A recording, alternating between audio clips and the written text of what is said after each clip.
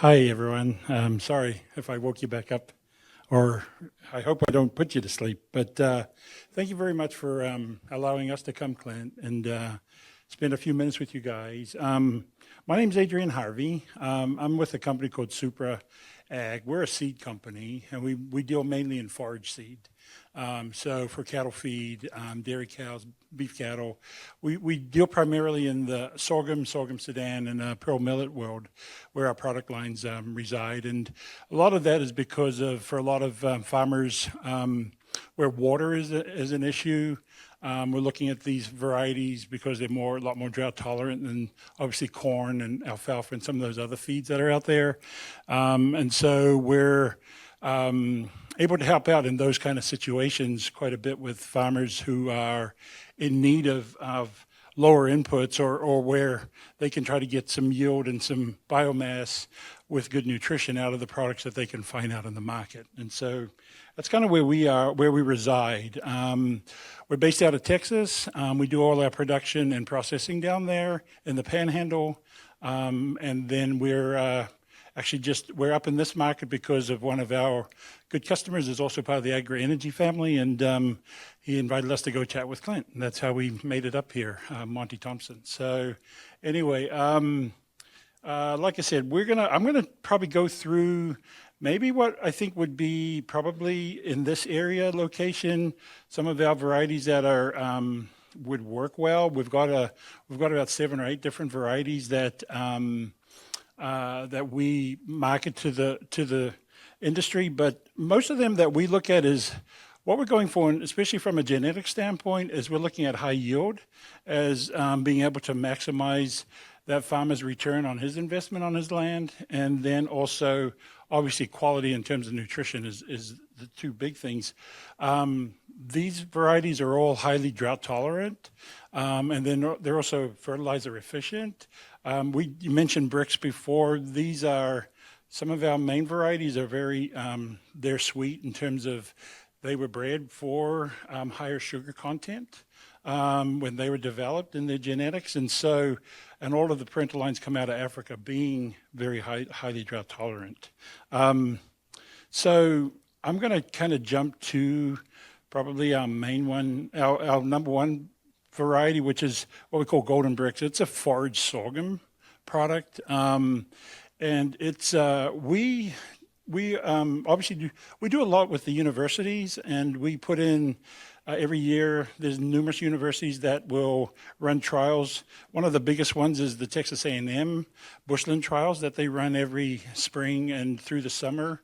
We've participated in that trial for the last 5 years, and 4 out of the 5 years, this Golden Bricks has taken the highest, number one, in terms of yield produced. On average, we're looking at anywhere between 34, 35, 37 wet tons to the acre in terms of what that yield is. And with it comes, like I said, high in sugar content. So I don't know. That's the question, right? So what we're excited to do is actually allow you guys to take some seed and let's put some trials together. I think it'd be really good for us to understand, to work with Clint and you guys to say, hey, let's go see what we can do.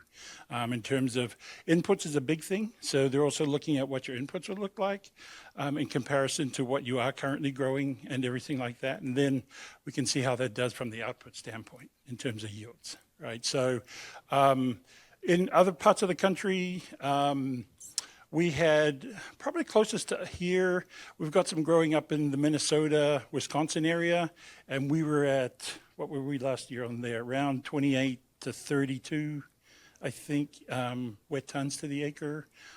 So I would foresee, it's also dependent on heat units. This is a full season variety, so you're looking at probably by the time you're looking to plant, you need to be at 60 degrees plus soil temps. 1st of June, maybe, I'm not sure, but middle of May, maybe, and then looking to take it out probably sometime after 120 days, right? And typically, when you're looking at trying to achieve the higher sugar contents, you're in the soft dough stage or somewhere into that position of maturation. So, and by that time, you're ready to take it out. Very good silage product. It's very good for baleage for wet bales, and then it's a good grazing product. The big thing with us is you don't plant very heavy, so it's a low density planting, simply because this plant tillers quite a bit. Like I've counted in the bushland trials and out in the fields, you can have as many as 8 to 10, 12 stalks per plant. So we're planting at a lower density rate, or we recommend to do it just to allow your genetics to go and to perform on the plant. So that's kind of what this plant will do and how it'll work. But yeah, we're very excited. This is a new area for us. So we'd love to work with you guys and say, hey, let's see what it can do and if it's something that works in your rotation, and or if it could work in your rotation for you, right, to get your results you're looking for.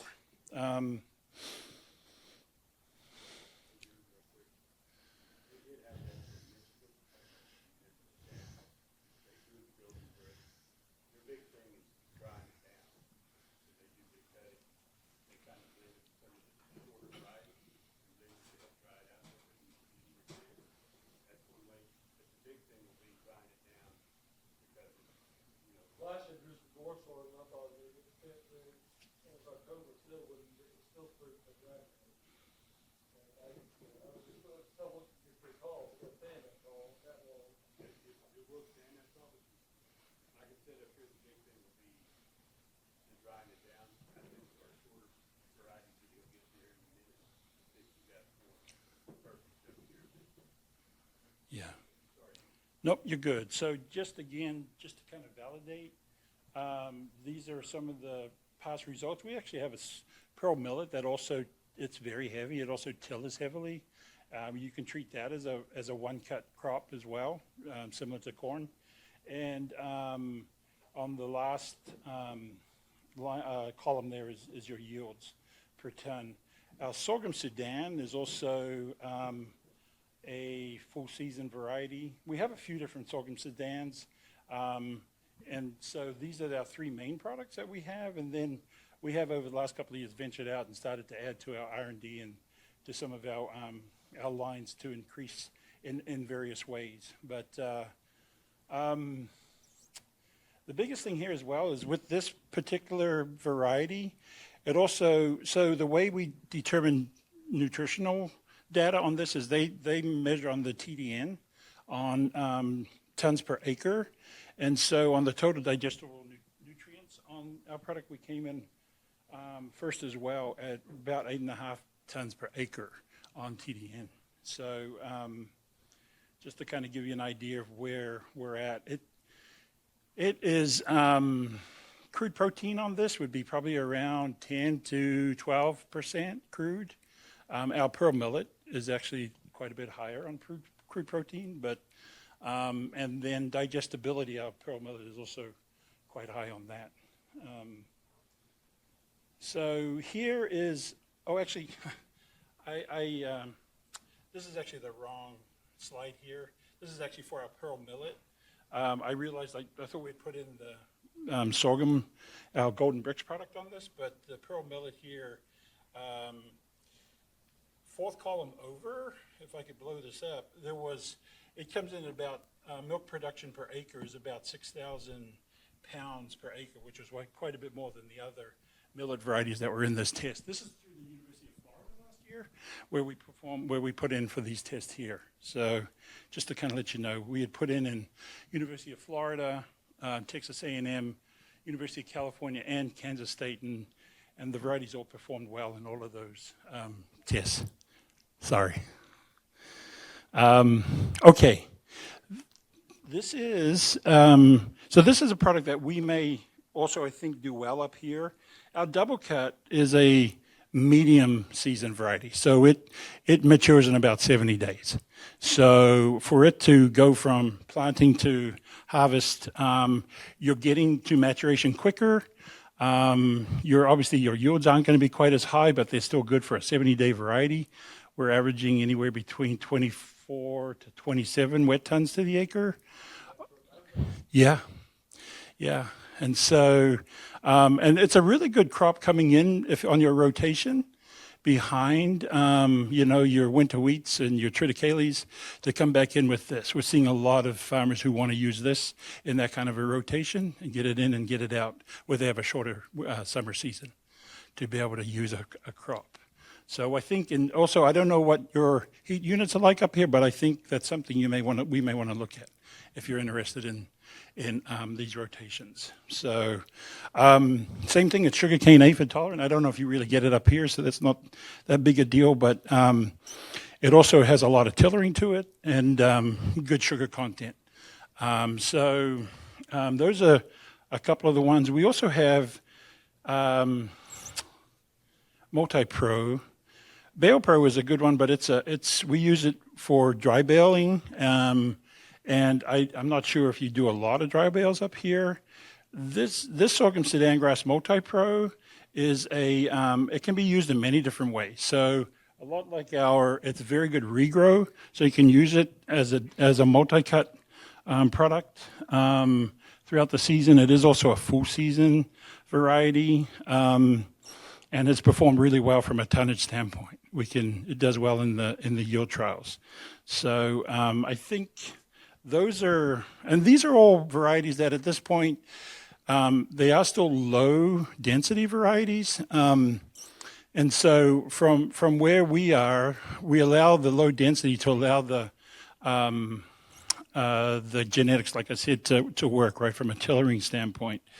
I noticed there was a few organic potential farmers in here, so they'd be worried about weeds.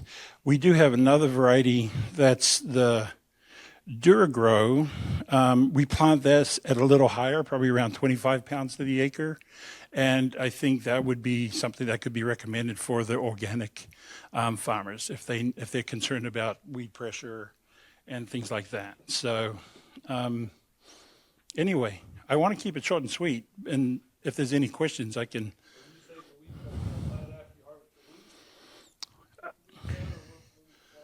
Well, it can be used as a rotation. It's a full season crop, so you could plant it in the spring and let it come. Or if you're putting it in behind wheat, then you can get it and get it up. It wouldn't be too bad. So.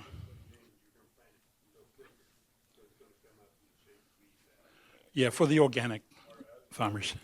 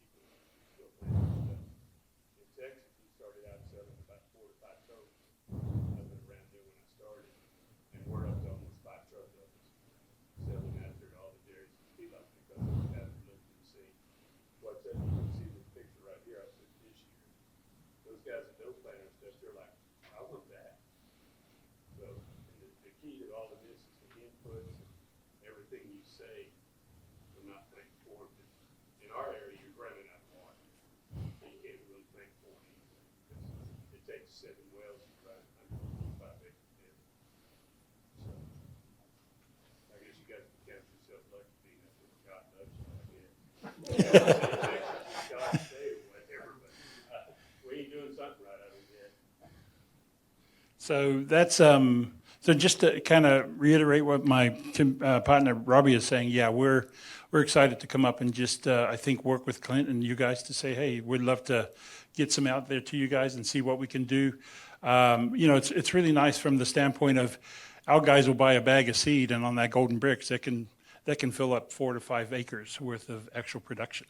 And so you're looking at it going, okay, it goes quite a ways in terms of being able to move the seed across the field and get a crop in, And so anyway, that's kind of what we're at and what we're doing, and we'd love to. It's been really fascinating. I'd love to see how we can use some of the products you guys are using and what it would do to some of our crops that are in the ground. So be exciting.